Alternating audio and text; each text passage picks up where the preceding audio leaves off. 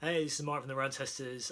In this video, myself and Nick, are going to be talking about this. That is the Huawei Watch GT2E.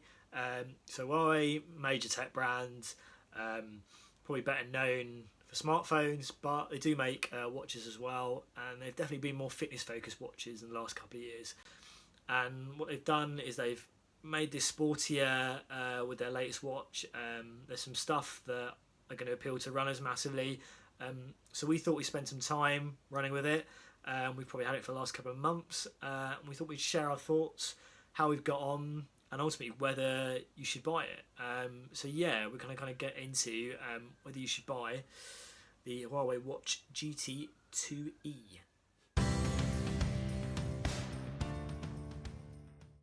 Okay, so let's talk about design, and we're talking about what it looks like and also what it's like to run with. What it looks like, I mean, it doesn't look like many other kind of fitness watches or sports watches out there, which is quite nice to see. I'm quite a fan of the kind of ceramic bezel around the screen. It's not too chunky. It's quite light to wear, and was nice to generally run with.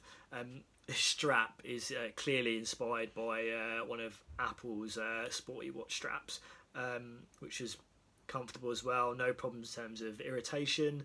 They are removable as well, like the Huawei Watch GT2 straps. And the strap is kind of one of the key differences between that and this sportier one.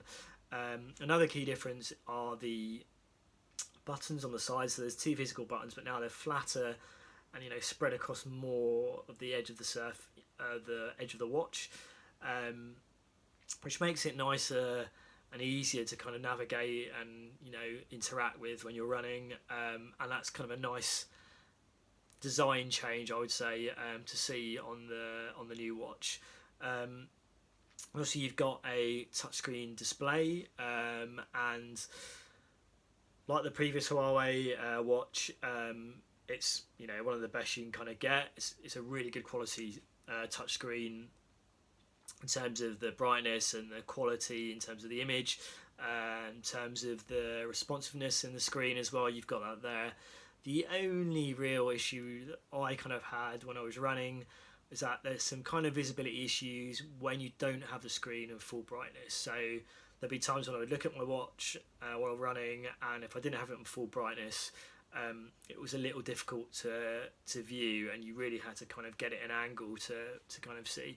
But generally, it's been a nice watch to run with. I don't really have any kind of massive complaints or any things in my experience where I thought was necessarily bad. And yeah, for the price and in terms of obviously something a little bit different, kind of ticks most of the important boxes in terms of being a good, solid, decent looking running watch. So I really echo what Mike says about the design of the watch. I think it's a really good looking device. I think it's really nice and slim. It sits very nicely on the wrist. I found it comfortable for wear for kind of long periods in the day and night, and also when out on the run. I've got this kind of silicone strap that's a bit different to the one Mike has. It's filled in, hasn't got all those holes, but it was still comfortable, and I didn't have problems with sweat, accumulating underneath the strap when I was running. It comes with a pretty nice selection of watch faces as well, kind of preset, which I think is a nice touch. One complaint I do have is the strap did snap the first time I used it. I kind of ripped out this little bit of plastic here. I don't think that's a common problem. I haven't heard about it on other people using the watch, and this is a replaceable strap as well, so I don't think it's a major problem that will come up again, but something to note. The screen was bright in all conditions. For me, when I was running, I could see it quite easily, although it isn't always on when you're running. And the only other note I think I'd really have is that the Huawei GT2, I think, is a slightly nicer design. I think this is probably a bit of a more of a sportier look, but that kind of round face with a stopwatch clicker on it, I think, is slightly nicer to look at than the GT2E. But no real complaints. It's a really nice looking watch, and it's comfortable to wear for long periods. Okay, so the run test. What I would say, it was pretty good. I think it's really easy to kind of set up and get running. You hit that top button, go into the workout section, and you can pick from things like, in terms of running, there's outdoor running, treadmill running, trail running, so a few dedicated modes around that. There's some basic settings that you can kind of delve into, and then it's a case of waiting for the GPS signal, which is pretty quick in terms of what I had against the when I put it up against the Phoenix 6, and then you're kind of ready to go. In terms of the screens and what you can see, I think it's quite nicely designed. Everything's quite easy to absorb. I quite like the gauge around the top of the UI, and you can swipe through quite easily to see additional information. In terms of the accuracy, it was pretty good in terms of the mapping, in terms of things like distance, pace, calories against the heart rate monitor was pretty good as well. And cadence as well, so those are pretty solid. In terms of going indoors, you're basing the tracking on motion sensors, and it was never really on the money in terms of compared to a foot pod. It wasn't far off, but I think the longer I went into the run, the more the disparity between the distance tracking became. You can calibrate, but what I found, I was calibrating pretty much every single run that I did. In terms of heart rate, it's good and bad. I think there's been some runs when it's been absolutely fine and the data has kind of matched up pretty well against a chest strap. But there's also been some intervals I've done, interval runs indoors and outdoors, where there's been some random spikes, or it started quite higher than the chest strap, and maybe taking some time to level out and be more consistent. And it's kind of what we see in optical wrist-based sensors anyway. So in comparison, it's good. It's just not perfect. In terms of battery life, so this is a big thing for Huawei, that when they move to their own OS, is that it can improve battery life. So for instance, a 40-minute run would knock 2% off the battery, which for me is pretty good. And I think you can probably rely on running a fair amount of distance and getting good battery life out of this, which is something you can't say for a lot of Google's Wear OS watches and some other watches that are kind of out there around this price point. The running experience in general was pretty good. You get some decent insights. I think reliable data in general. Heart rate is hit and miss. But the core experience for me was pretty decent. Another feature I really liked was the running courses, or the kind of running modes that you can kind of take yourself through.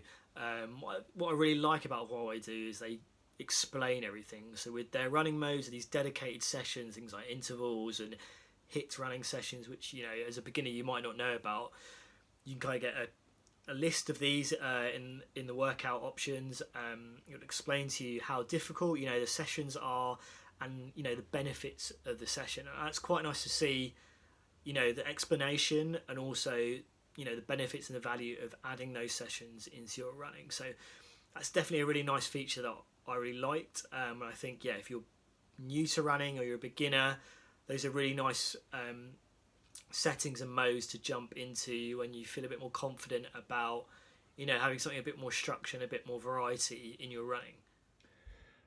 So I had a pretty good experience running with the GT2e. There's no apps on it, because it's not really like a true smartwatch, so you have to use Huawei's own sports tracking, but that's really quite good, especially for runners. With those, has kind of preset workouts in it. I might mention, then there's also those training plans for 5k to a marathon. The actual in-app itself is nice looking. It's quite basic. You can hold down your finger on the touchscreen during a run and then change the stats, but although there's some decent array of stats there, you're not getting something like lap pace, for example, which happens to be the stat I basically base all my running on, is lap pace. So that would kind of almost immediately rule it out for me, and there's no kind of alternatives. You can't use a different app. So that's fairly basic on that side of it, but it is quite detailed when it comes to training analysis, because it has the same kind of first beat technology that Garmin watches use. So if you've ever used a Garmin, you kind of get that training status, your training load, your VO2 max, kind of race pace estimates. That's all basically the same on this watch. That's all provided by Firstbeat. So that's really good, I think. They're really pretty, none of these things are insanely accurate, but they're pretty reliable, these stats. They don't kind of jump around too much, so you can use them to follow trends. So I think you're getting a fair bit of insight into your running overall, after the run. But during the run, it's a fairly basic set of screens. They're attractive. I've got no problem with them. But I'd like to have lap pace, for example. But other than that, I haven't got too much of a problem with them. It's not an always-on screen when you're running, so you have got that smartwatch issue of having to raise your wrist and then hold it while the screen wakes up and look at your stats. It's just when you don't have to do that and then you do have to do that, it probably comes across as more annoying than it might be if you just had this watch and you were just used to doing that. But yeah, I don't love it, especially when you're running hard and all you want to see is straight away, I want to see my lap pace, and then put my watch down again and focus on running. But again, it's a casual watch really that has these kind of sports tracking stuff on top, so I'm not going to complain about that stuff too much. In terms of accuracy, it was pretty good for me. GPS was quite good. Sometimes underestimated a run compared to my Garmin, which is linked to a Stride footpod, and heart rate was so-so. So when I used it for indoor cycling, when I was injured, it was really impressive in that kind of position on the bike that sometimes watches struggle with. It was really good heart rate reading there. When I was running, I tend to kind of get a big spike at the start of the run, and then usually it would settle down 5-10 minutes in, and it would be pretty accurate the rest of the way. Sometimes it would be off the whole time, but generally it was kind of okay off that little spike. I don't think you can link external sensors to this. I haven't found a way to do it. I don't think there is a way to do it. So that's a bit of a shame, because obviously one way to fix heart rate problems is just to link a chest strap up and never worry about it again. But overall, the heart rate wasn't terrible, but I was a bit disappointed at times. Yeah, so all in all, the running experience is pretty good. As a kind of, obviously this isn't really aimed in the same market, but it's a kind of beginner running watch. It's not quite as detailed as something like you'll get on a Garmin Forerunner 45 or even 35, but it's really pretty decent. And I think, like Mike, I found it better than most of the kind of Google Wear OS watches that you can find out there, which always seem to have running as a bit of an afterthought. There does seem to be more thought into it put by Huawei than there is in those kind of Wear OS watches, but it's still kind of more of your casual running stats with a few nifty bonuses like that extra training insight and those kind of running workouts that are preset on the watch. Okay, so let's talk about software. I think it's important that we break out a section dedicated to this, because I think that's going to dictate whether this watch is a good fit for you. So the first thing is that this runs on Light OS, so this is Huawei's own operating system. And that brings some good and not so good stuff. Good stuff, I think, you get a really streamlined software on the watch. It's very easy to use, easy to navigate. Those are really important things, I think, from a running perspective.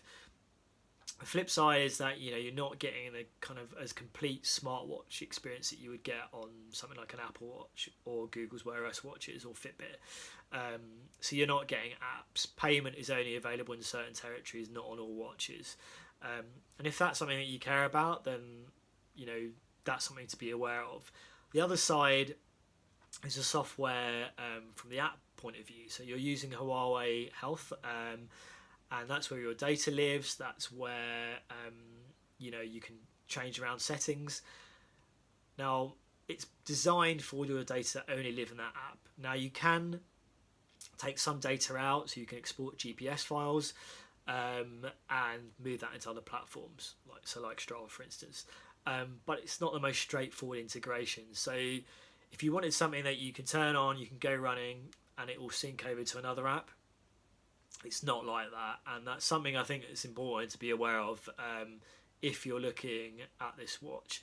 The app itself is pretty well designed. I think it's clunky in places and could definitely be a bit tidied up a little bit. But generally, it's been okay to use. I haven't ventured in or felt the need to venture in there too much. But apart from looking at my running data, making sure it's all reliable. But yeah, I think these are important things to kind of factor in when you're looking at potentially buying this watch to run with. So I have a slightly different experience in the software to Mike, because I use an iPhone.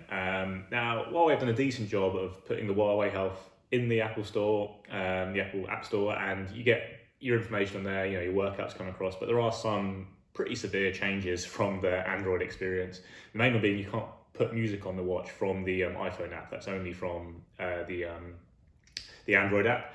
I also don't have the option to save the kind of GPS file from my workout, so I can then upload it to Strava myself.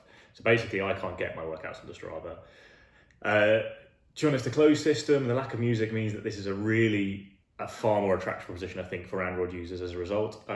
If you have an iPhone, you'd probably almost immediately rule it out on that basis, but there is those functions there. If you really want the Huawei Watch, you do get a decent experience with the app, and you can look at your workouts in there, if not anywhere else. I haven't even found a way to use third-party apps to get the workouts out of the Huawei Health app into Strava, which you used to be able to do with things like RunGap or Health Kit when the Apple Watch didn't export them.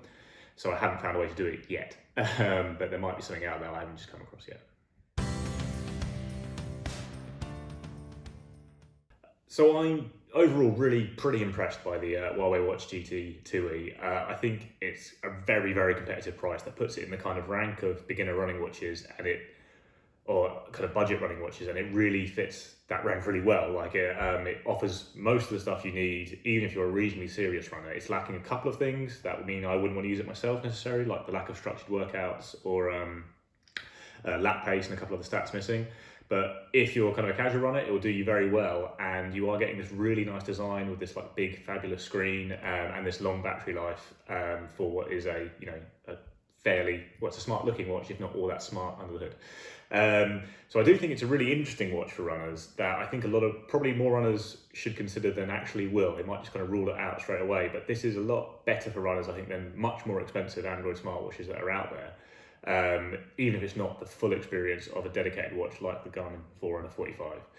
The only thing I will say is that I think to consider it to buy, you probably need an Android phone. I think you are losing a couple of things that are quite important if you're using an iPhone, especially the lack of music and the struggle you're going to have getting your workouts anywhere else, like to Strava, which hasn't been possible for me. So I think there's kind of a couple of really important features that I think people might just mean people leave it if they're on an iPhone, which is fair enough. You have got the Apple Watch 3 for £199, which is a better all-round smartwatch than this. And it has loads of great running apps on there, like iSmooth Run, if you don't like Apple's native tracking, which is fairly basic. So, should you buy this? I would say yes, but with a few caveats. The first being, if you've got an Android phone, it's a good fit if you've got an Android phone to pair it with. As I think kind of Nick has already alluded to, it's not the greatest experience with an iPhone. This is definitely better kind of running experience than you would get from a Google Wear OS watch, in terms of just working, getting the good battery life and generally more reliable data. The other thing I think is around the software and what happens after you've run. So while you can export GPX files and your data files into other apps, it would be nicer if you could just send it over to Strava or send it over to another running app, and you can't do that on this watch as things stand. So as long as you're willing to accept those things, then you'll have a good experience, I think. If we're looking at what else is out there around this price range, you're probably looking at something like the Garmin Forerunner 45. Now, I would personally think or say that this looks nicer than a Forerunner 45. You're getting more in terms of features outside of running. What you're getting on the Forerunner 45 is more kind of reliable kind of ecosystem and software. So that idea that you can just push things out to third-party apps, and data is handled a bit better in Garmin Connect. But if you can live without those things, you can live within Huawei's ecosystem, and you still want a nicer looking watch around that price point. I would say this is worth considering if you've got an Android phone. And yeah, I say kind of surprised how much I can actually like running with this, and definitely think it's a solid option to consider for those reasons that I've described. If you have any questions about anything we've spoken about in the video, as always, stick it down in the comments. Like and subscribe, hit the bell wherever that is, and I will see you for the next Run Testers video.